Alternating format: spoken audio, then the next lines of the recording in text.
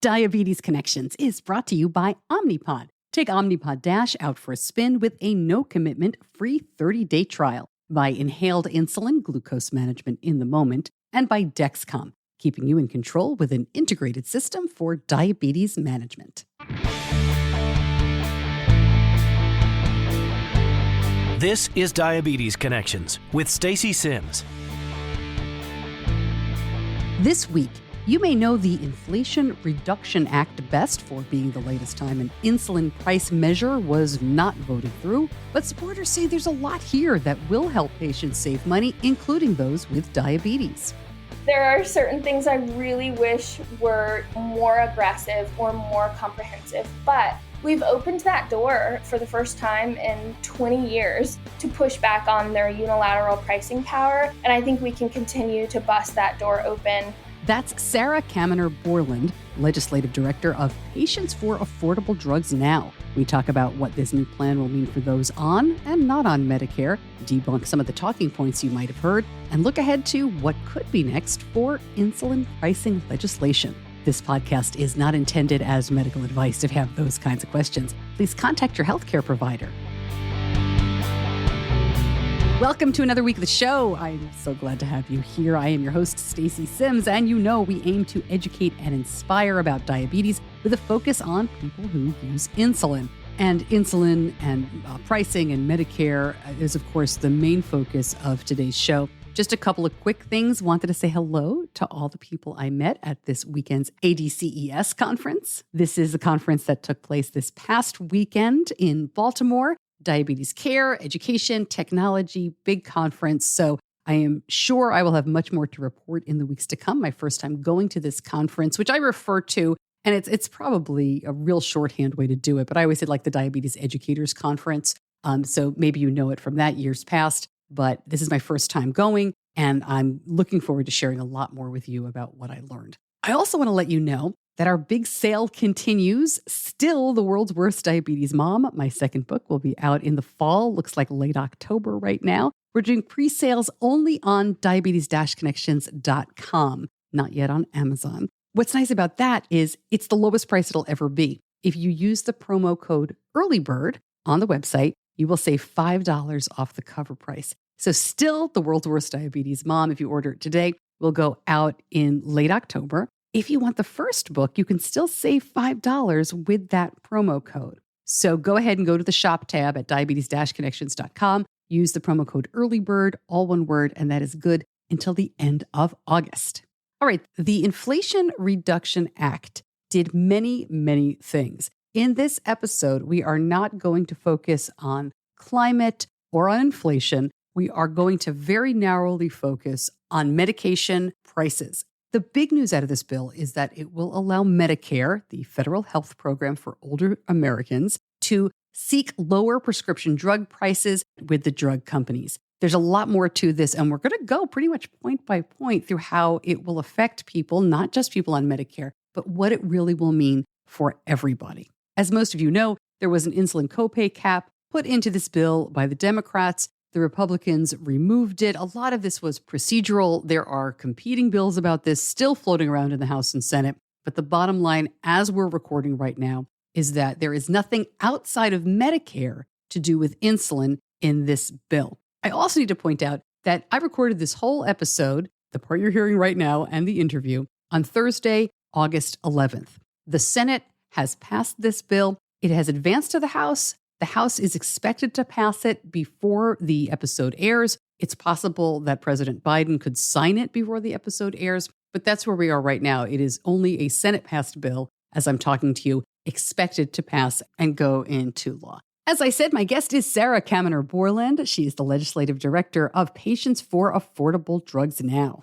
She does a terrific job during the interview explaining more about this group, but they are the only independent national patient organization focused exclusively on achieving policy changes to lower the price of prescription drugs. And if you want to get involved, there is a way to do that. Keep listening. We'll tell you about it at the end of the interview. They want your stories.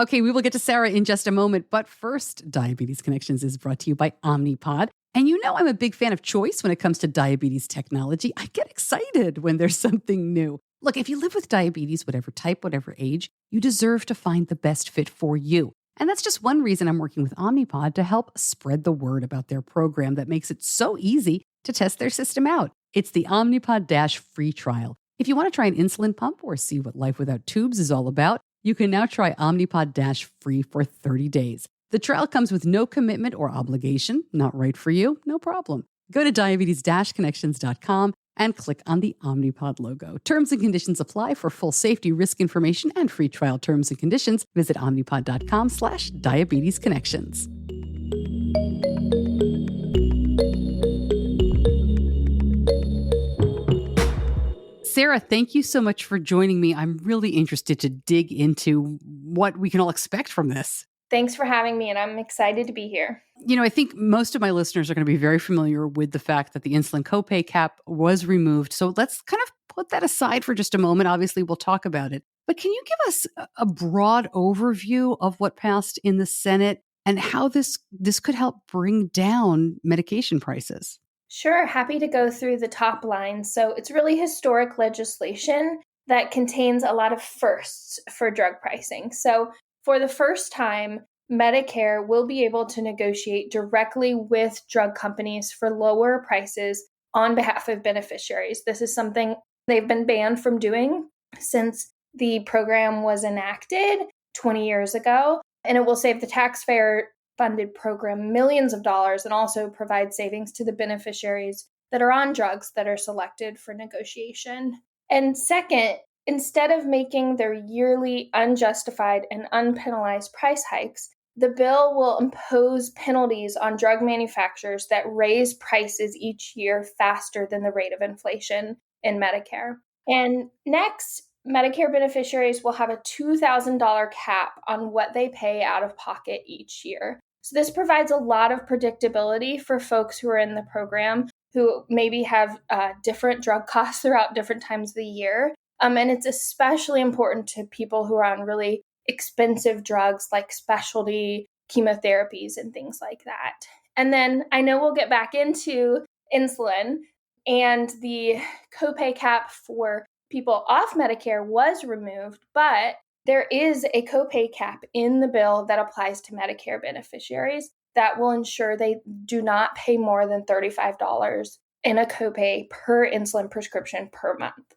The one thing you said that really stood out to me, and there's so much here, when you said the pharmaceutical companies, the unjust price hikes, I mean, it's a little bit of open to interpretation, right? They would say that they need that for research or development or whatever, but it doesn't matter how they justify it, right? Because under this plan, they must match the rate of inflation. Exactly. And I think insulin is obviously the perfect example. You are taking the same formulation that has been out since 1996, 2006, and the hikes on it have far outpaced inflation, but they raise prices because they can. There's been really no penalty. And now, if they do make a hike and it surpasses inflation, they have to pay a penalty back to the federal government. And so the thought is that they will not hike their prices at all because they'll want to avoid that penalty because it'll basically make the price hike moot. With the $2,000 out-of-pocket cap for people on Medicare, is that amount planned to stay the same over the next couple of years, or is there an increase in that $2,000 cap over the next couple of years?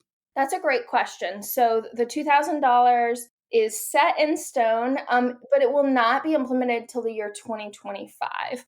It will impact a ton of people. So in Medicare, more than 1 million beneficiaries paid more than $2,000 in out-of-pocket cost in the year 2020. And so that's just 1 year of how many people surpass that. $2,000 is really an amount that will impact a lot of people. Yeah, absolutely. All of these things are fantastic and will help a lot of people, but they will only help people on Medicare. They're only going to help older people. Is there any concern that these costs may be passed along to younger people with or without insurance? I'm a little concerned, and I haven't heard this addressed too much, but what's to stop these pharmaceutical companies from saying, well, we can't make any money over here, so we're going to put the burden on these younger folks? Sure, that's a great question, and it is one that is starting to come up, and I imagine it'll be a big topic as this moves forward and is implemented.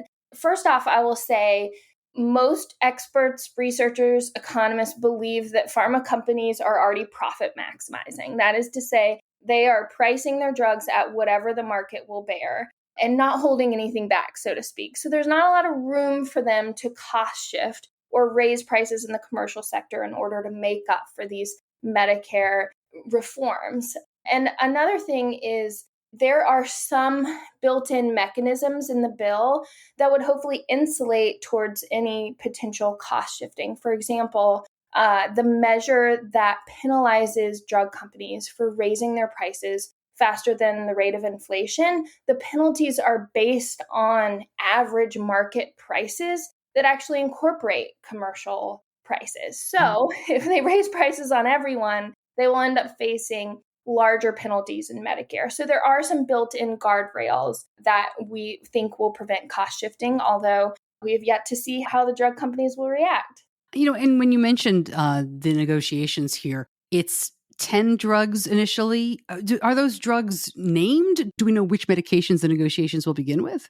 They have not been named yet, but there are very specific framework in the legislation that says these must come from the list of the costliest drugs for Medicare. So that may be drugs that are costly because millions and millions of beneficiaries take them, or they're costly because tens of thousands of beneficiaries take them, but they have an astronomical price tag. They also must be drugs that have been on a market for a certain amount of time without competition. So the legislation recognizes that when you have a bunch of drugs competing on the market, prices do come down, and that's beneficial. But there are certain cases, I think of insulin, I think of Humira, where a drug has been on the market for decades without competition. They're still taking price hikes, making wild monopoly profits, and we have no way to push back on them. And so we do not know exactly which drugs will be subject to negotiation, but we can kind of start to guess on some of the top products because they are some of the worst actors on the market. We know from research that it really is 5 to 10% of drugs in Medicare that really drive the entire program spending. 10 drugs may sound like not that much, but when you think about it, there are really just some specific bad actors that are really driving spending for the whole program, and the negotiations really aim to get at those. I think that's part of the fear is that they might look at these 10 medications. We're all worried about lobbying and backroom deals and things like that. And that for some reason, something could happen where the 10 most costly or most used and expensive, as you said, the two factors there, wouldn't get their price negotiated down right away. Is there a chance that the lobbyists could get in there and say, no, not Humira, not these very expensive drugs. Let's do these 10 other drugs just so we check the box? Sure. I think that the framework that's in the legislation is built to prevent pharma gaming. But I will say the reason my job is hard is because pharma has the most creative lobbyists and creative kind of behind the scenes consultants in the world. When you look at any drug pricing abuse, it's typically because drug companies have gone in, found some tiny fine print loophole and exploited it. And so, of course, I think we will have to look as we implement, negotiation for the first time ever at where there may be loopholes that pharma is going to look at and try to exploit, try to wriggle out of the negotiations. And that's why I think organizations like our own and other consumer groups will be really focused on making sure we stay invested during the implementation stage to make sure we're thinking about things like that, because we know they're a creative industry and they always come up with ways to try to charge higher prices to patients. But we're going to keep an eye out on that. And I think the legislation really is written in a way that hopefully protects from gaming. And then after those 10 drugs initially, do you know the timeline for increasing negotiations with other medications?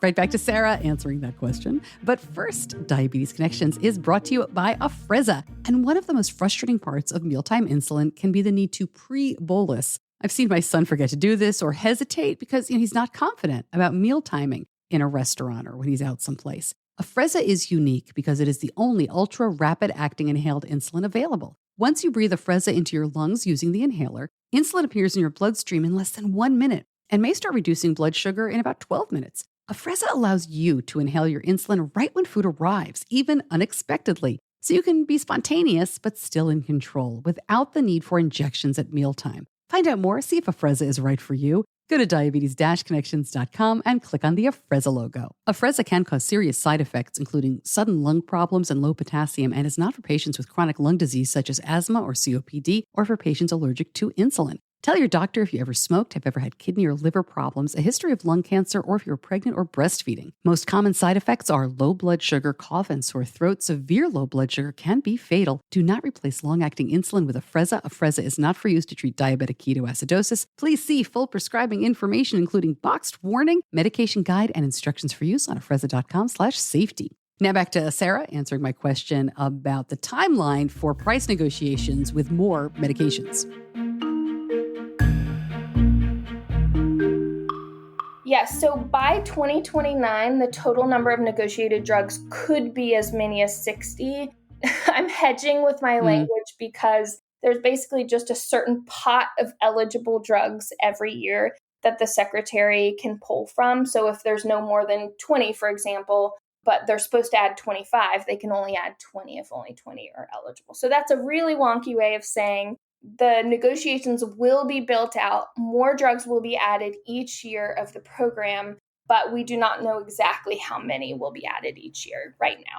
Isn't that amazing? There's this whole fanfare if we can finally negotiate for Medicare, but we can only negotiate for 10 medications at a time. Oh, maybe 20. Oh, maybe 60. It's really a manifestation of, this entire movement that I've been involved with for 3 years and many patients have been involved with for 5 or 10 or 15 years. This is a historic bill. This marks a huge win against the pharmaceutical industry. But this is not how I would have written the legislation. There are certain things I really wish were, more aggressive or more comprehensive. But we've opened that door for the first time in 20 years to push back on their unilateral pricing power.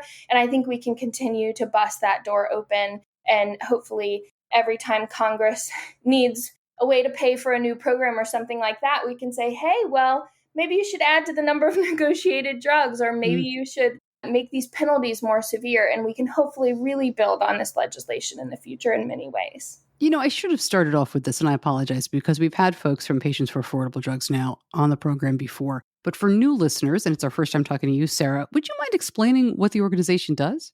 Absolutely, happy to. So we are the only national patient group that focuses exclusively on passing policies that bring down the prices of prescription drugs. So we were founded by a patient named David Mitchell, who I believe you've had on the podcast, who is a multiple myeloma patient, and realized that when it came to this discussion on drug pricing, pharma companies, PBMs, insurers, even physicians, and these disease groups all kind of were at the table, but there really wasn't an authentic patient voice that was speaking in an unbiased way. And I say that because, as I'm sure many of your listeners know, there are a lot of patient groups that do really incredible work, but they are nonprofits. They need to pay their staff, and they get donations from drug companies, and that helps them do some of their important work. But when it comes to drug pricing, it has meant that there were a lot of patient organizations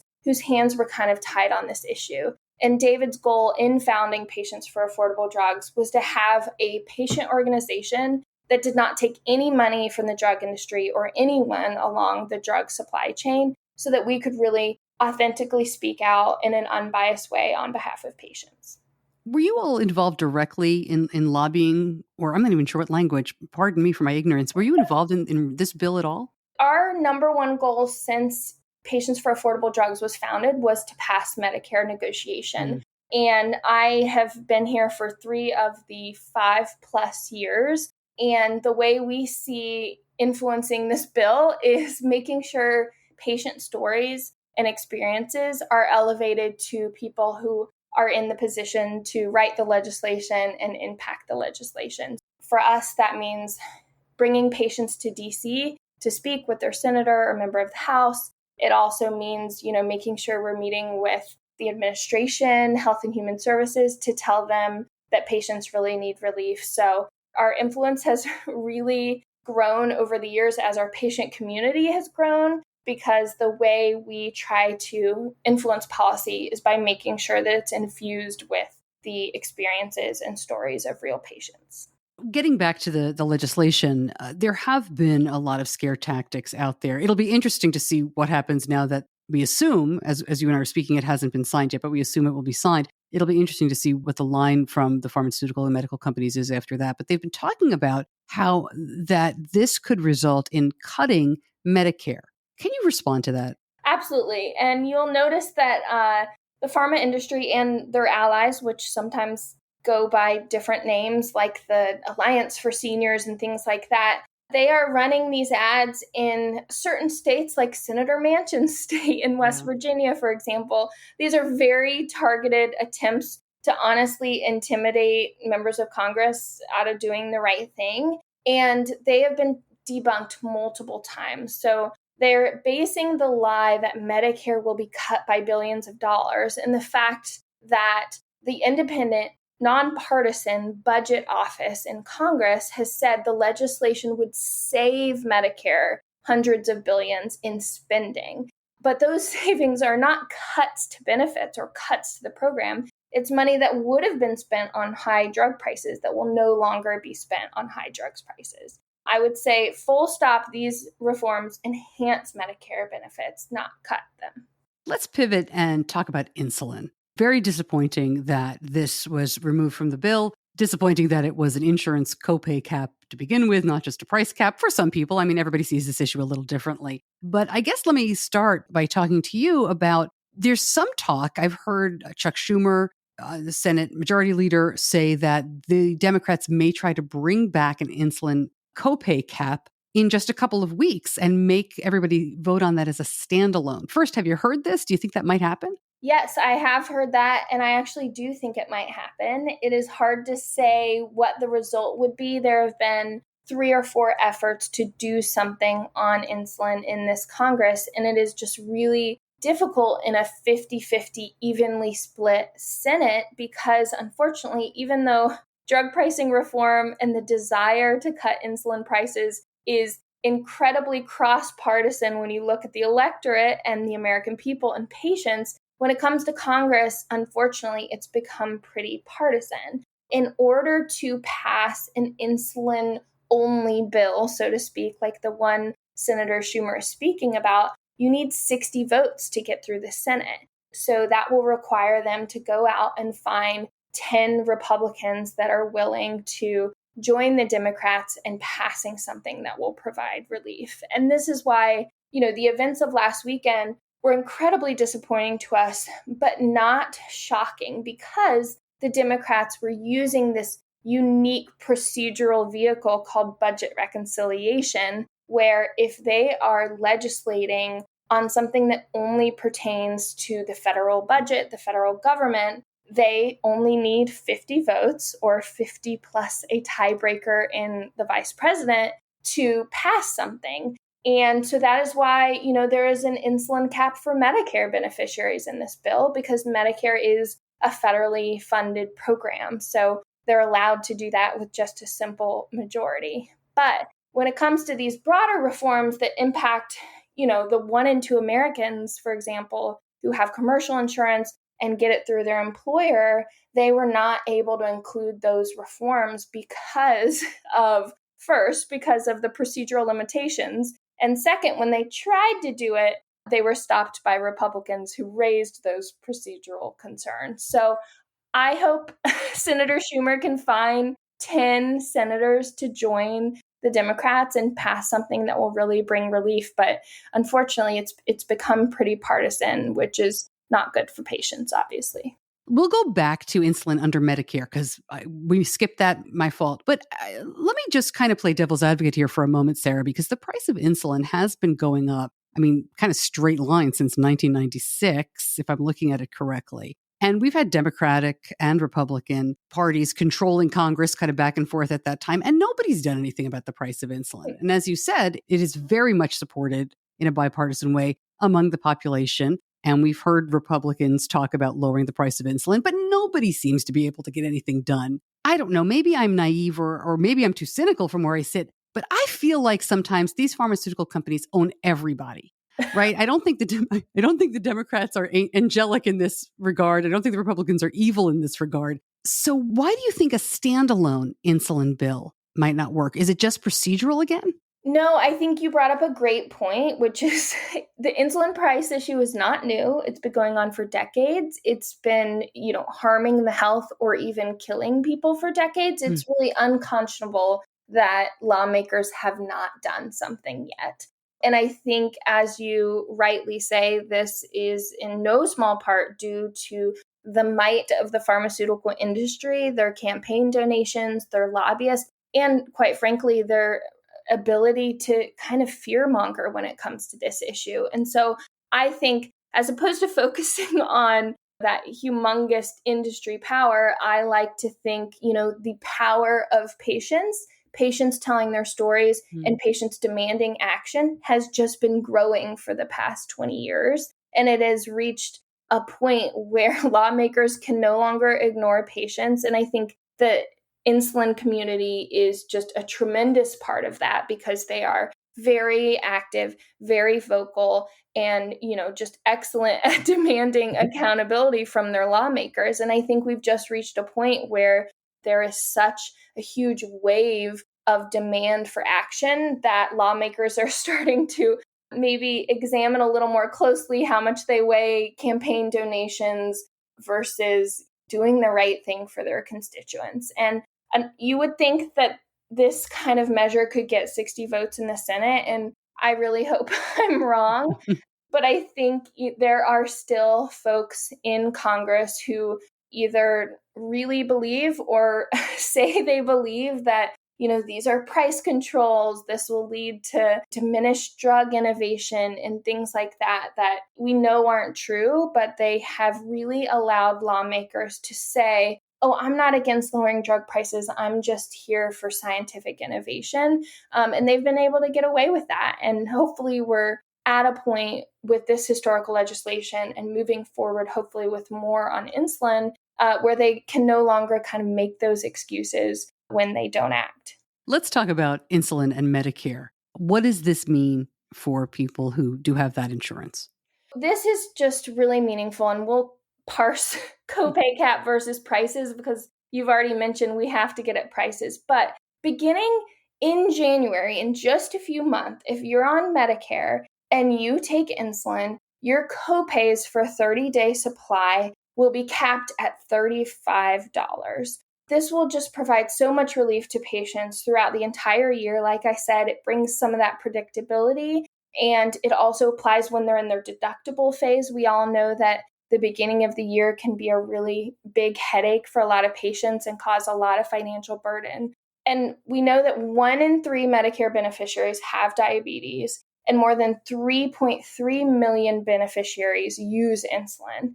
For those folks who can pay, depending what type of insulin they're on, they can pay anywhere from $30 to $50 to $100 a month for their insulin. This will really provide relief. It is coming soon, and it'll really provide some predictability for their costs throughout the year. It may not be the exact policy lever we'd all use, but I really think it is going to mean a lot to those people who will be impacted by it. And to be clear, when you were talking about those different prices for different types of insulin, it doesn't matter, right? All insulin will be capped at $35? Exactly. If it's covered by your plan, right, it will be $35 per 30-day supply per prescription. So if you take 2 types of insulin, you may reach $70 per month, but it is per prescription. So if your prescription's for 3, 5, 6 vials, right, you are done at $35. That's great. What about other drugs that people with diabetes take? Again, forgive my ignorance. I don't know if metformin is something that is more pricey on Medicare, but things like metformin or injectables like, I'll just give the brand name Ozempic, other medications that are becoming more common for people with diabetes that aren't insulin. I think right now, insulin is the first to be tackled because it is a crisis.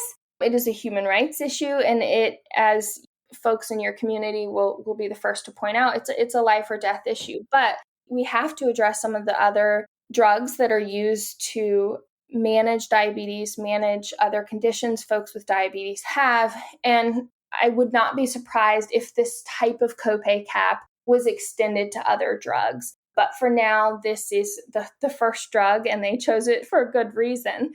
Some of those other medications may be impacted by negotiation eventually, because those Ozempic, I know, is expensive. You also bring up a point, which is a lot of folks who have diabetes do not just take one medication. They may take 3, 4, 5, especially when you're a senior and you may have multiple health conditions going on. And that's why I think the $2,000 out-of-pocket cap is really important as well, because you may not reach that amount of spending with one drug, but when you're taking 3, 4, 5 drugs, you can really hit that kind of spending pretty quickly. And this will insulate patients from that kind of catastrophic spending that can really harm them. When drug makers are limited from increasing prices above inflation levels, as you mentioned, does that include insulin?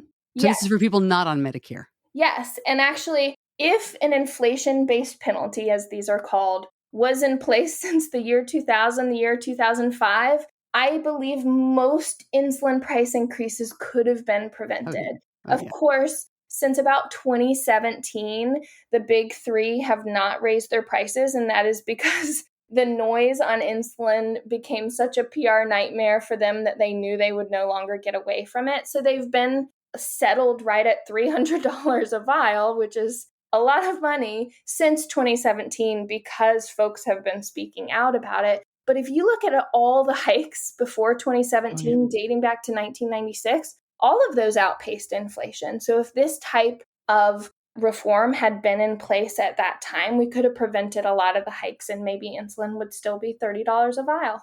Before I let you go, I'm curious, Sarah, you said you've been doing this for about 3 years now. What made you get into this line of work?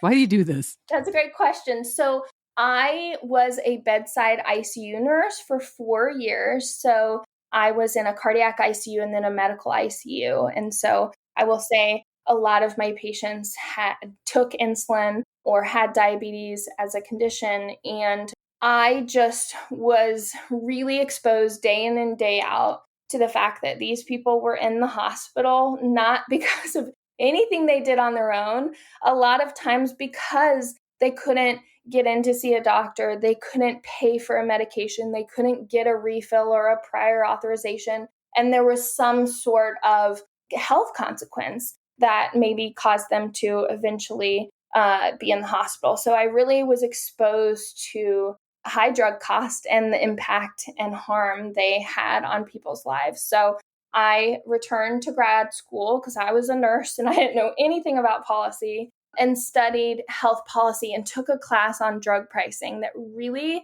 blew my mind, because they were just naming thing after thing that pharma companies did to manipulate the system and keep prices high for patients. And I just sat there scratching my head saying, these are all very obvious fixes. Why aren't we doing anything? And the answer we've touched on, of course, is the might of the pharmaceutical industry in many ways. But I just couldn't believe that this was the status quo. And when I graduated, I looked to work on drug pricing, and Patients for Affordable Drugs was kind of the perfect fit, because I got to blend that patient-focused patient access and really tell the pharmaceutical industry that they need to lower their prices every day, which makes it a really fun job. Wow. And my last question is, for people who are listening, who are upset about the price of insulin, who are excited about this bill and being able to negotiate something, at least within Medicare, what can we do? How can we help? This isn't our job. We're not working for your group, but what can we do that might make a difference? Absolutely. I would say to your community, in many ways, keep doing what you're doing. We're so grateful for people who take insulin, people with diabetes who are in our community, who have shared their story in order to get lower insulin prices, but also in order to get lower prices on all the drugs we all take for cancer, autoimmune diseases, things like that. We cannot address this in a piecemeal fashion. We really need to enact comprehensive reforms like the ones that we hope will be signed by the time this airs, And so I would just say, share your story. And if you're able, advocacy is a really rewarding and important feature of our community. I would say call your lawmakers, state, local, federal, you name it, and tell them that this is something that you care about when you go to the ballot box. This is something that you would like your elected officials to do something about, and just keep raising your voice to say, this is not okay, this is unconscionable. And if you'd like to get involved with Patients for Affordable Drugs, I hope you will, because our goal is to help patients who would like to get involved, but they're not sure where to start. And we do a lot of policy education, advocacy education, and then help empower patients to do that work of contacting their lawmakers and things like that. So we invite anyone who would like to get involved to come join us. Is that easy? I mean, I'll link up the website. Is there a portal there where people can enter their information to learn more and get involved? Exactly. You can submit your story online, and we will reach out to you and hopefully get you involved. Fantastic. Sarah, thank you so much for joining me. Maybe we'll talk again in the fall if insulin comes back on the docket. I would love to talk to you again and continue to learn more. It is great to talk. I'm happy to come back anytime. Thank you.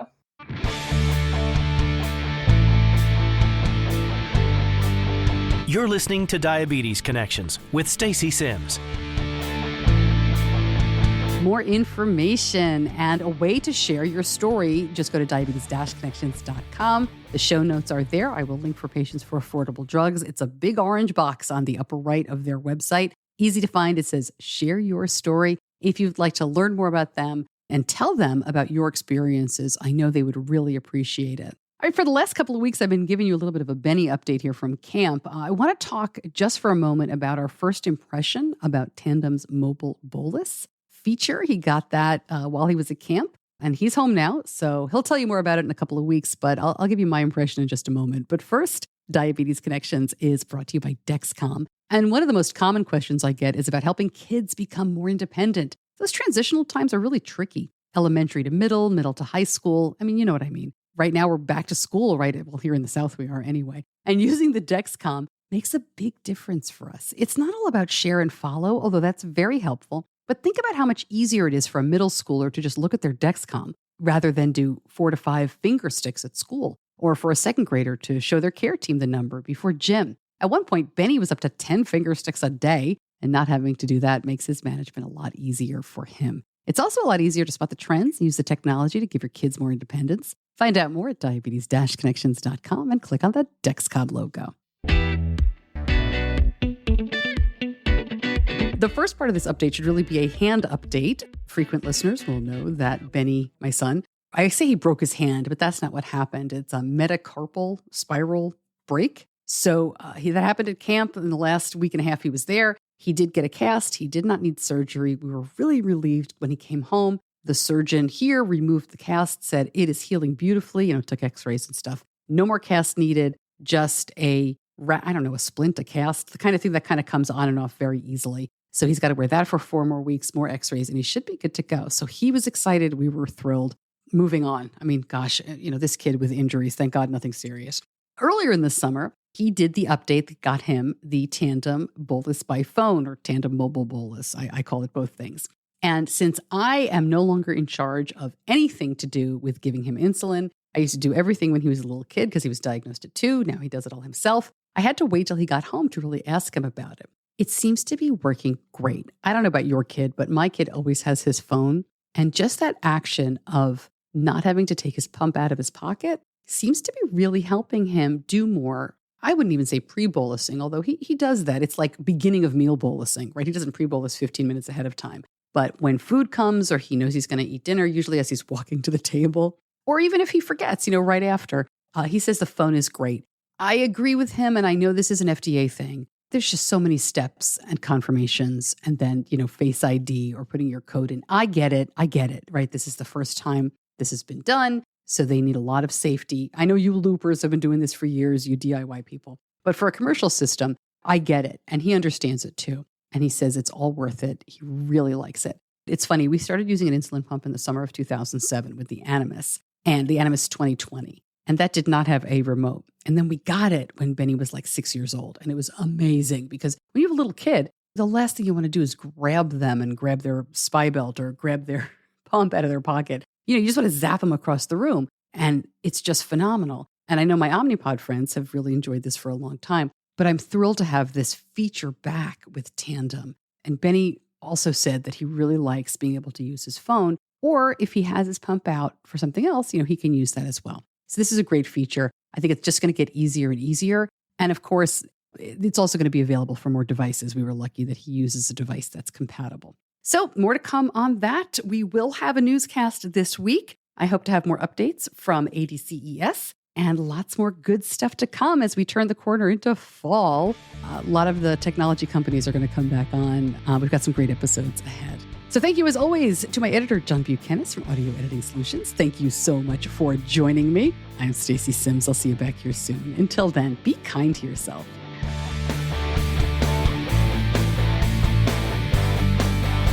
Diabetes Connections is a production of Stacey Sims Media. All rights reserved, all wrongs avenged.